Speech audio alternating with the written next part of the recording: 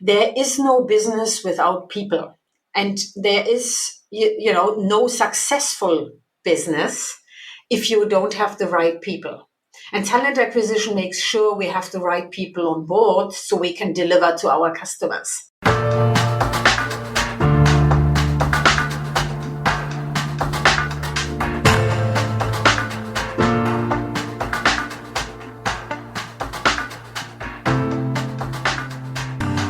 Welcome to a brand new episode of our podcast, Human and AI, Mind Machines and the Gradient Descent. Thanks for tuning in to our geeky podcast to discuss the fascinating field of AI and machine learning, corporate craziness, passion for technology, and the role of humans in it. We are Uli and Abri, your hosts for this episode. And today, we're very excited to have none other than Andrea Mawad, head of HR talent acquisition at Siemens in Germany. As a passionate leader, she unites people, purpose, and talents in corporate organizations by launching, relaunching, and reorienting successful careers. In other words, she wants to make a difference in the talent acquisition world so people can grow to the next level. That sounds like an exciting mission. So let's get more of that and jump right into this episode. Andrea, it's such a pleasure to have you in the show. How are you and where do we catch you today? Thank you so much, Avery. I'm fine. I'm actually in Berlin, in rainy Berlin today, in my home office, where I have been more or less over the last 2 years during the pandemic. So, but I'm fine. Looking forward to the session. Berlin, was habe ich dich lieb, or something like that, right? So it's an awesome city, actually, right? Surely my favorite city in Germany. So let's make a small and smooth beginning, Andrea, right? Mm-hmm. So what is talent? What is for you a talent? What, materialize or characterizes for you the important aspects and, that a talent is and needs, maybe? Yeah, Uli, I think, to be honest, that sounds like a super trivial question, but it's actually quite a difficult one. And tough one, yeah. The way I see talents is actually everyone is a talent who has a certain skill, and that makes everyone a talent. So everyone is unique and everyone has strengths and certain skills. Mm-hmm. And therefore, I think everyone is a talent. Mm-hmm. If you look at capabilities or skills that we look in Siemens, especially now in these days, then I think topics like resilience become more and more important. And I think we all feel it during the pandemic as well, how important that is. Mm-hmm. Another topic is adaptability. Mm-hmm. Adaptability to constant change, again, the pandemic, but I think a lot more than that as well. I mean, markets are changing, the company is changing, everything's changing around us. So how do we actually adapt and keep pace also as individuals? So I think this is a capability that becomes more and more important, definitely. Communication, many of, I could go on now, but these are some of them. Oh, awesome. That's a bit of, all the soft skills, right? These are emerging. Yes. I love the quote of Jeff Bezos, who says, don't celebrate your talent that was given to you by birth, but celebrate your decisions that you take in life. Because that's these demands a bit of, bold, aspirations. Yeah, exactly. And you need to build on the skills that you inherit, basically, right? Yeah. Yeah, that sounds good. Yeah, that's super interesting. I worked for Siemens in Switzerland once, in Zug, and I came across an interview there in the NZZ, in the Neue Zürcher Zeitung. And it was back in the days with Joe Keser. And in that article, he said that when he was young, he had to apply for a company. And then he was happy if he got chosen. And today, in the times where the war of talents is ongoing, Joe pointed out that companies really have to apply for the top talents. Have you made the same experience? Absolutely. I mean, I have been doing talent acquisition now over the last 20 years in various functions, geographies, etc. And when I remember back the beginnings, work life was completely different. So I remember times when we had actually paper CVs piled up on our desks. And during that time, there were any library bookshelves full of, books with advice for candidates on how to apply, what color needs the folder to be best so it, catches the attraction of a recruiter and stuff like that. Siemens Petroleum, I guess. Exactly, good idea.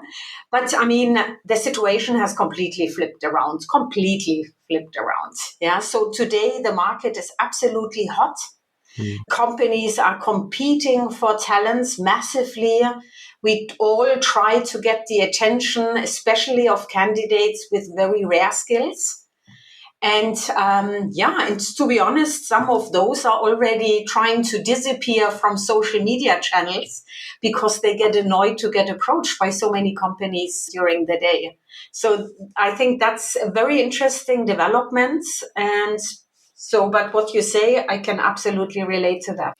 But Andrea, what now qualifies Siemens to be the perfect place for talent? Well, that would be PR now. Come on, bring it on, bring it on. Well, I won't do PR, actually. I don't even think it's the perfect place for every talent. Okay. Yeah, I think you need to want to join a bigger matrix organization that absolutely makes a difference out there, that has the coolest topics. But it's a big organization. You have to want it as well to be part of it and contribute to the topics Siemens is handling. Yeah, but I feel for myself, this is a top technology company, of course, in the fields of transport, healthcare, infrastructure, manufacturing. So, I mean, fantastic topics that touch the society on a daily basis.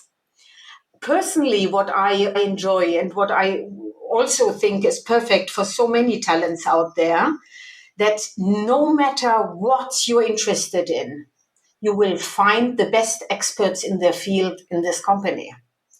And this is continuously amazing me. Yeah? And at the same time, I think Siemens employees are so humble. You can approach anyone, you can talk to anyone about all these topics. And that's fantastic. And I think that is quite unique also when it comes to the culture of the company. But everyone has to choose. There's not this one perfect company, of course. We need to be that honest as well. And otherwise, you don't need talent acquisition, right? Yeah. Exactly. I thought, what a humble response. I thought it's, when I was super happy and super proud, and, back in the days when we launched the residency program and you just, pointed in and said, like, let's do that. How can, talent acquisition support new ideas in shaping, let's get the hot talent, which is on the conversion between, posting out of the master's or a bachelor's or a PhD or whatsoever, and currently trying to, I orient on the job market, like, which player to join, but for potentially not, signing up for a long life contract with a company because they're like, I want to test out. And this is where the residency program, was positioned. And I was really happy to see that, with all the energy and the support of you, so much kudos for that you enabled a very early launch on that. Actually, pretty nice. Great. Yeah, to be honest, the other way around as well. You came in with such a great idea. And talking about resilience, I think also you insisted on bringing this idea to life in such a positive way. And that's fantastic. That is fantastic. Yeah. Andrea, when I listen to you only for these couple of minutes that we've been talking, I can already feel that there's a lot of passion. But what makes you really so passionate about the field of HR and in particular about talent acquisition? What's behind that? What's your motivation? Yeah. Your impression is right. I am very passionate about talent acquisition for sure. Otherwise, I would have not stayed that long in that field, definitely. And it's difficult. It's difficult to say what exactly it is, but I think it's probably a mix of a few elements. So one is, I think talent acquisition has impact. There is no business without people, and there is no successful business if you don't have the right people. And talent acquisition makes sure we have the right people on board so we can deliver to our customers. And that's an impact. That's a beautiful impact. And to be honest, I think you feel it in so different ways if you have ramp-up projects, if you have new business starting, but also if we have stable business that continues and we replace, and with every replacement, we try to even get more skills into the company. So there's so much, around it that's fascinating. And I enjoy that very much. And with it, I also see a lot of responsibility that I enjoy as well towards the business. But then, to be honest, also somehow towards the candidates, because they also change their lives. Yeah, that's a career step is always an impact on life as well. And sometimes on families, sometimes people move, etc. So it has an impact. And I also want to ideally want that candidates are successful in the roles they pursue in Siemens, of course. And lastly, I think it is actually a pretty cool time to be in HR and also in talent acquisition, because there is so much change and so much transformation going on. It has become a really dynamic function, and I think it will be even more going forwards. So it's a good time to be in talent acquisition for sure. Yeah, and you even changed the name right now. It's obviously not talent acquisition, but people and organization, right? Instead of Yes, human resource. So I think not that's HR makes anymore. a bad, not a bad signal actually.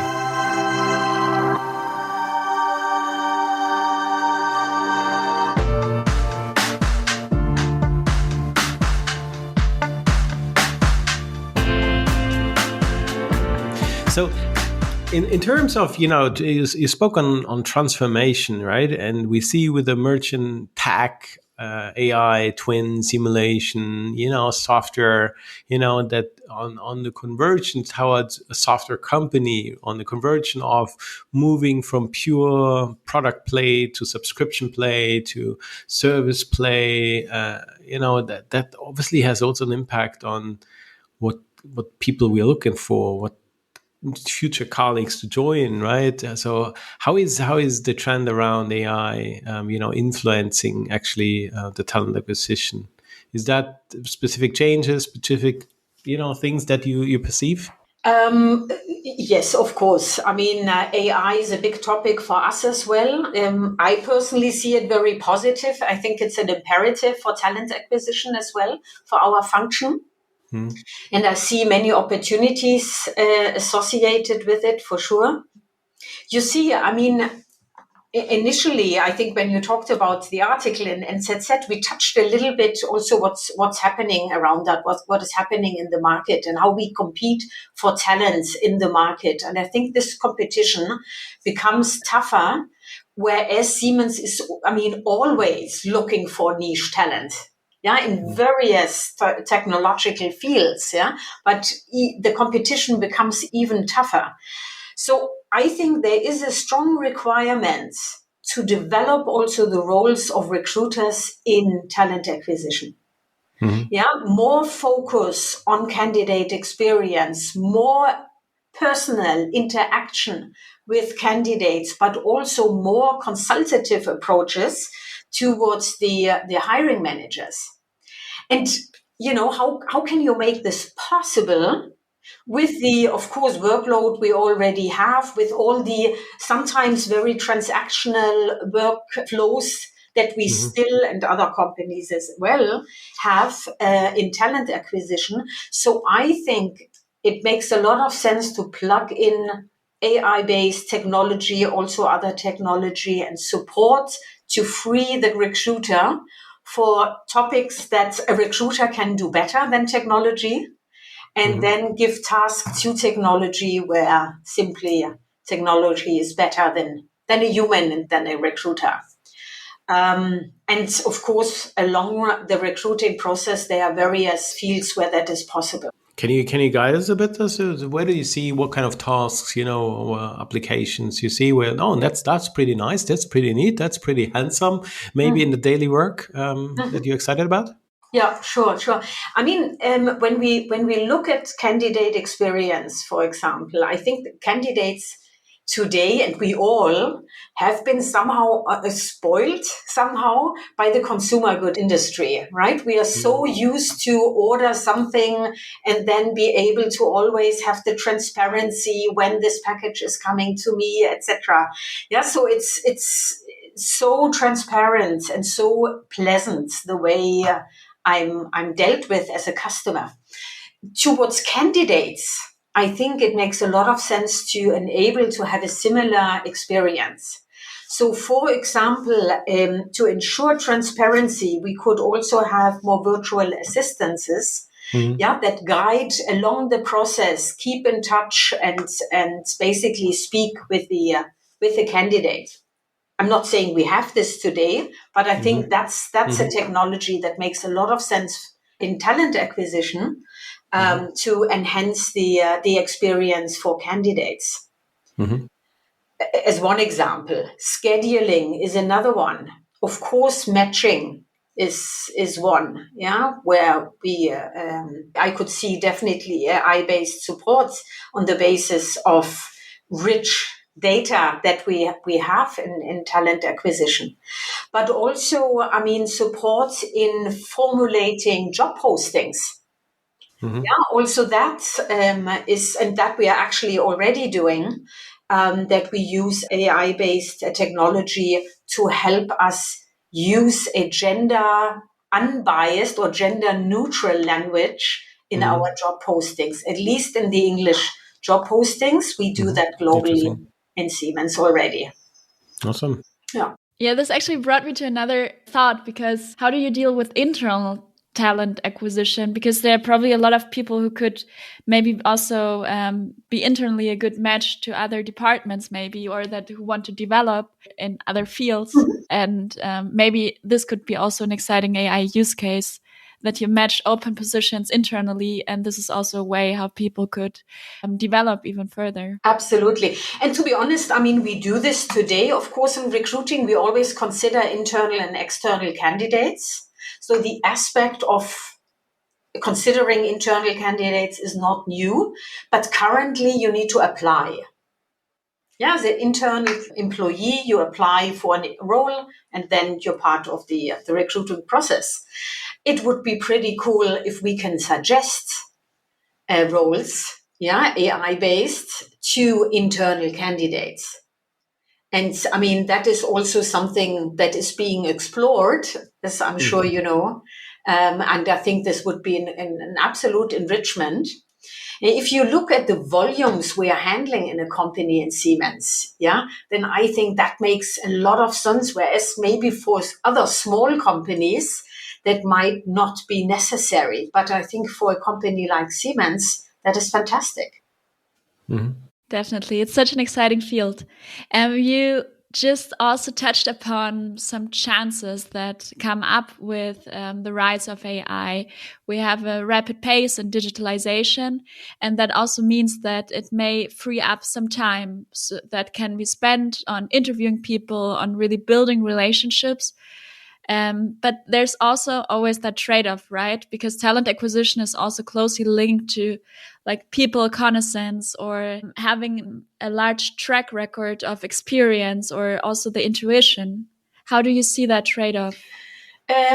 So, I mean, I see it positive. Yeah, I am. But of course, there's a mixed scenario that I feel around me. That's for sure. So, I mean, personally, and I mentioned some of the reasons. I think AI-based technology can be an absolute opportunity for us, and for me, it's an imperative to explore it further. And I mean, we already adopted as well some of the technology. So I think we're in the middle of exploring, experimenting, adopting, etc. So, and there are a lot of, from my side, a lot of hopes and curiosity connected with that. I think, of course, and at the same time, it's important to also look into concerns or maybe challenges that or risks that could be associated with it. And I mean, there are, of course, legal data protection topics that experts take care of. Luckily, I don't have to get involved with that, but that's, of course, being looked into. But I think that candidates might have, in some markets, and more or less, have experienced AI not always positive, because there are also companies out there who don't deal with technology very responsibly. So that's, I think, where we also need to look into how can we be very transparent in what's happening, and of course make sure that a candidate in our case is always aware and can always of course give consent, etc., with whatever's happening with their data. And I know we in Siemens look into that very carefully, but I think that's fundamentally important, especially because there are also cases where this has not been so fortunate. And that has, of course, an impact because it shapes opinions overall, and then easily people generalize. So that's probably something we need to look into as well. Yeah, maybe in addition to that, diversity is one of the key engines of innovation. And as a company who loves innovations, right, then we need to make sure that also in the recruiting process, right, in the hiring process, diversity is captured and recognized and maybe also embraced explicitly, right? How is this currently being done in talent acquisition? Hiring for diversity is a super important topic for us. It has been over the last years. Currently, a new global initiative is also being launched on this topic. And diversity being, any kind of diversity, of course, that triggers a different perspectives, different mindsets. Yeah, a diversity overall in Siemens and overall. You start, of course, the recruiting process with job postings. And that's, for me, a crucial point, that we don't already start with a biased, attraction of candidates and then predetermine in some ways that we address only certain target groups and not others. So that's one thing where luckily we have supports technology-wise for English job postings. For German ones, we are currently in touch with a German startup that supports us in developing a solution for German job postings. We are currently actually piloting, and it looks positive. So here we are also experimenting. I think in terms of diversity hiring, the most important element is actually the hiring manager contribution. I think what is super important here is that a hiring manager really looks at the skill sets in his team and determines, and soft skills I'm talking as well, and perspectives, and determines what personality does he actually need to complement his team, rather than hiring more of the same or mini-me's, people who are more or less like the hiring manager. And the second, of course, is then to create an atmosphere of inclusion. So, we put so much effort into hiring, but what I see the very, very most important part is that the hiring manager really wants it and is behind it. I see this in Siemens, luckily, and I think there has been a fundamental development also over the years. But I think that's the most important one. When we look into further technology, then, of course, the topic of bias with regards to matching comes up. Yeah, especially the talent acquisition, right? Where systems, match between, job postings and people's profile, right? How do you make sure, right, that the algorithm need a diversity score, or at least a pre-bias for that? Or is it also then positioned to the hiring manager? Or I think the decision is always with the hiring manager. Yeah, so final decision, always a human and always the hiring manager. But how do we support? If we look into technology now, how do we support along the way there? To be honest, I don't have a solution. I'm not aware that there is one out there. It is super complex. Because to be honest, if one recruiter or one hiring manager makes a biased decision, that's of course not good. But if we have a systematic biased algorithm, let's say, based on biased data, then of course that's a catastrophe. Yeah. So that's of course then a completely different dimension. In terms of human bias, maybe just to add that, I think there's a lot of trainings happening and have happened in the company to raise awareness and to counteract here. Mm-hmm. Definitely in talent acquisition, our teams are trained on the topic. But for technology, I don't have the solution yet. Maybe you know it. I don't. Uli, maybe you can develop something. Yeah. I think there's a lot of people out there who do that anyway. So yeah, let's see. I'm excited. But that's certainly a challenge. Yeah, for sure.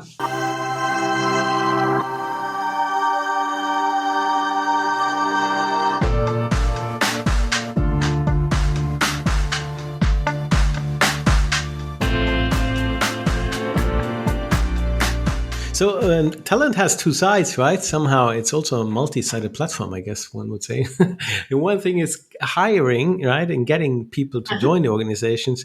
The other one is don't get him loose, right? So people join because of the company and people leave mostly of the manager. Isn't that? Or is it an outdated, fashion? Is there something, how do we make sure that we keep, employees satisfied, or has just the world changed? And so also the organization need to adopt that frequently. I think overall it's probably still true.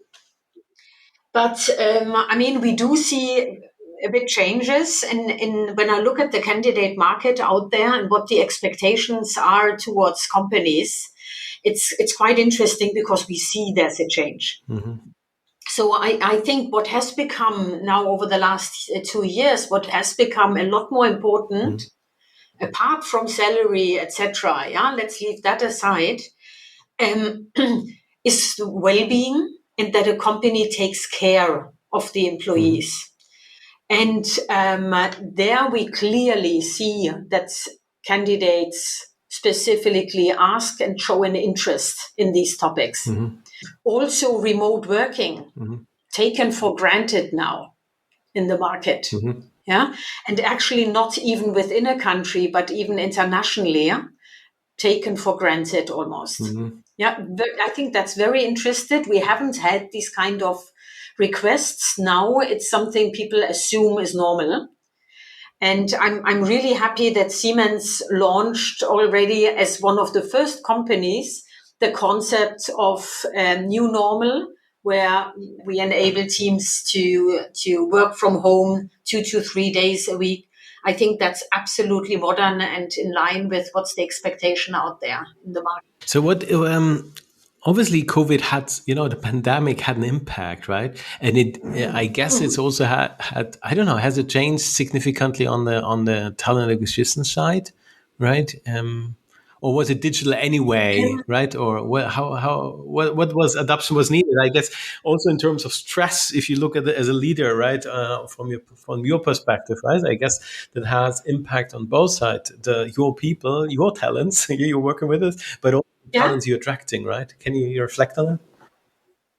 Absolutely, absolutely. Also candidates, maybe I pointed out a bit. Also, there's a difference. Maybe adding to that, we feel that candidates are more risk averse now. They don't, at least in Germany, we feel that they don't like to change jobs.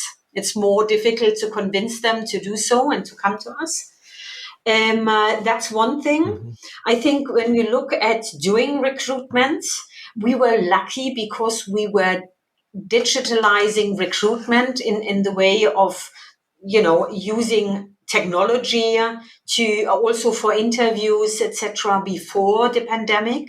So it was a bit easier for us. And then with the help of our fantastic IT organization, I mean, we transferred rather smoothly. So today, I mean, we do full assessment centers, fully virtual. That's a unit, actually, that's something we've done in person before, that we have also fully virtualized in the meantime, and it's working really well. And we also get very positive candidate feedback. So that's quite amazing. I hear from managers, and to be honest, I also feel that way, that often you want to actually meet a candidate in the last step. They said, I mean, to hire someone and not really having looked into this person's eyes, yeah, that's a bit difficult for many. And I totally relate to that as well. And then to work together as a team or to lead a team, of course, I think that's actually of all probably the biggest change, because it demands different skills from the leader, but also from employees as well, definitely. It's been very challenging in the past 2 years almost now. It's very, very crazy. Also, the employees that start at a company and then they just start at home, because there's so much more to work if you're at the workplace, really, and you can interact with the people, and there's so much more you can learn, and like many more opportunities that can arise. And absolutely, you're just at home these days. And I think, each individual is, of course, isolated sitting at home. Yeah. So you need to be a lot more self-authored. Yeah. Make sure you get what you need. Make sure you're heard, etc. Whereas when you sit together, you're also dragged along or pushed, etc. Now you really have to take care of yourself as well, because a leader cannot do all of this. Yeah, you also have to make sure you're heard. It's not a small change, I think. So, Andrea, do you think that leadership has changed somehow, or what is in your opinion? Because you held various leadership positions in different departments in different countries for several years, and you're a very inspiring power woman. And what makes good leadership to you, and what maybe also distinguishes management from authentic and inspiring leadership? I think when I took on my first leadership role, I actually totally underestimated what this is. And it's not done with the training. So it's something you develop all work lifelong. And I realized also it's different to lead a team in a dynamic growth region than it is in a traditional stable environment. Yeah, it's also you need to see where are you and what's the setting of the team, how's the team conditioned, and that's, I think, also super interesting. But I mean, I think what's relevant for every leader, in my eyes or from my experience, is the setting of inspiring ambitions for the team, and then to help the team be successful, to reach this ambition. And that's what I would see as leadership.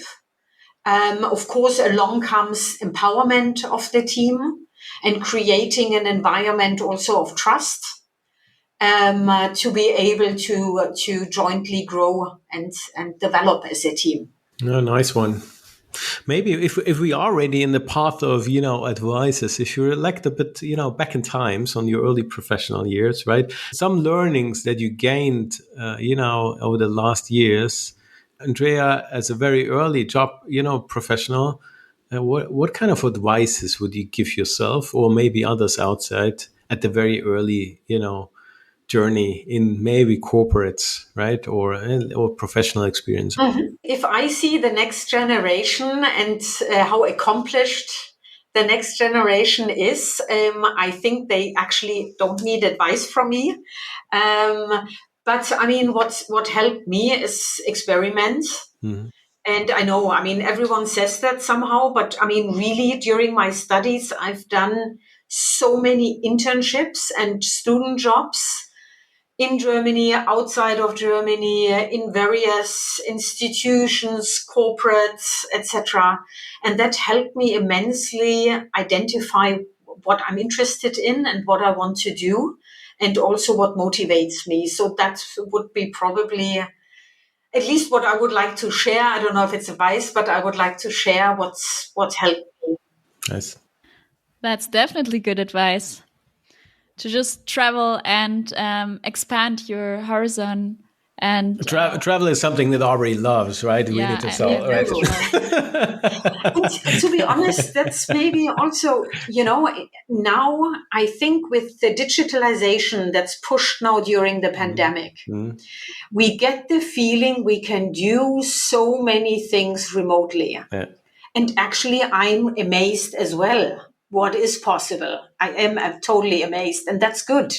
But at the same time, I would also always encourage to move and really get connected with people in other countries as well. Travel, but also to move and spend more time in one country, to really get a feeling of what's happening here, especially if the culture is different. Or very different to one's own, until you can read, between lines, until you really get an understanding what's going on. It also takes a bit time, but it's a very important experience, because it also helps you question everything you do. You're brought up the way we do things in our home harbor, let's say. Yeah, somehow stepping out of the comfort zone. And then after a time, I'm also realizing that now you're in the comfort zone again, because you're getting used to it, or you learn and grow. And so it makes you feel much better in the end. And it helps you in so many fields. So Andrea, that was such an exciting episode. Was it? Yeah. I learned a lot. And thanks so much for your time. We know how busy you are. And so thanks so much for being here today, for being our guest. We're very grateful for that. But before we finish off, we want to play a game with you. It's called Authentic Autocomplete. It's my favorite game, but I guess it's also Uli's favorite game. True. So we hope you will like it. So for the closing, I would love to give you a couple of sentence starters, and then I would like to ask you if you could finish them. Good. Andrea, are you ready for this final challenge before it's finally time for Feierabend? I'm ready, Avery. You're ready. That's great. So let's start off with an easy one. So Siemens is a fantastic employer with endless opportunities. Nice. Agreed. Technology with purpose is a key priority to help our customers, and from my perspective, our candidates as well. All right. Like that. Talent acquisition in 5 years will be more strategic, more consultative, and fundamentally important. Cool. The best advice I was ever given was? That was from my former manager, who said, Andrea, if you trust yourself, you can do anything. That's beautiful. And last but not least, if I could change one thing in the world immediately, it would be that we all work more towards world peace. That's an ambition. We don't give up. Andrea, thanks so much for, spending the time with us and being so open and sharing and empathic, actually supportive as well. And, having this conversation with us on the impact of technology and the hiring, what's talent, and the entire ecosystem. So thanks so much for being guest in our show. I think you too. Has been fun. Thanks a lot. And folks out there, stay tuned. There is a lot more to come. Stay bold, committed, and open-minded. And we're here at the next Siemens AI podcast. Cheers.